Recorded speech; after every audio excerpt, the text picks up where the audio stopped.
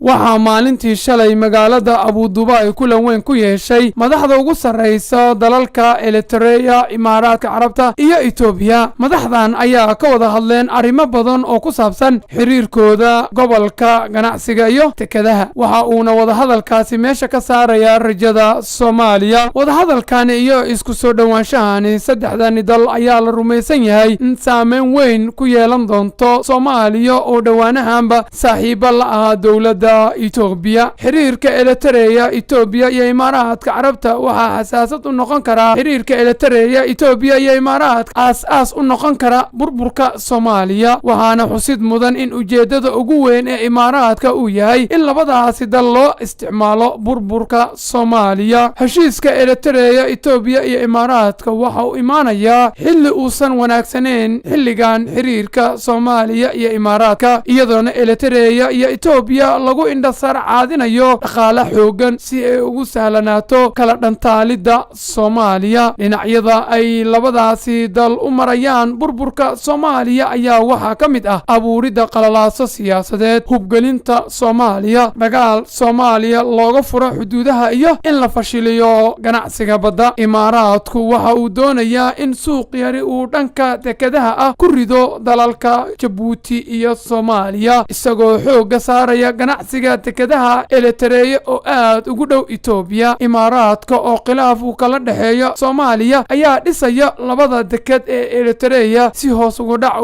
ugu imaado dekadaha Soomaaliya iyo Djibouti. waxaana xusid mudan in Itoobiya ay horey u isticmaali jirtay dekada Doorale ee dalka Djibouti. dadka aqoonta fog u leh dalalka isku soo dhawaaday ayaa sheegaya in Soomaaliya iminka cagta saareyso wadadii burburka. gobolka ayaa wixii ka dambeeyay sanadkii 2005 cagta saaray horumar dhan walba ah, taasi oo mugdi iyo colaad u sii abuurtay Soomaalida oo la rumaysan yahay in badankooda loo adeegsado burburinta Soomaaliya. sidoo kale Axmed Cabdirasaaq Khamsa waa aqoon-yahan Soomaaliyeed oo wax badan kala socda arrinta gobolka, wuxuuna sheegay in Soomaaliya arrintaasi si weyn u saameyn karto. waxa uu tilmaamay in dalalka gobolka ay horumar sii gaarayaan ay Soomaaliyana weli ka soo kabsan la'dahay burburkii 1991. waxa uu sheegay in si weyn u saameyn karto Djibouti maadaama dhaqaale badan ee ka heli jirtay dhanka Itoobiya oo isticmaali jirtay dekadaheeda. si kastaba ha ahaatee, dawladda Soomaaliya oo dhex maquurayso xilli xun waxaa la gudboon in xiriir degdeg ah ay la samayso Eritrea si ay u kala dhantaasho halista Imaaraadka la damacsan tahay dalka Soomaaliya.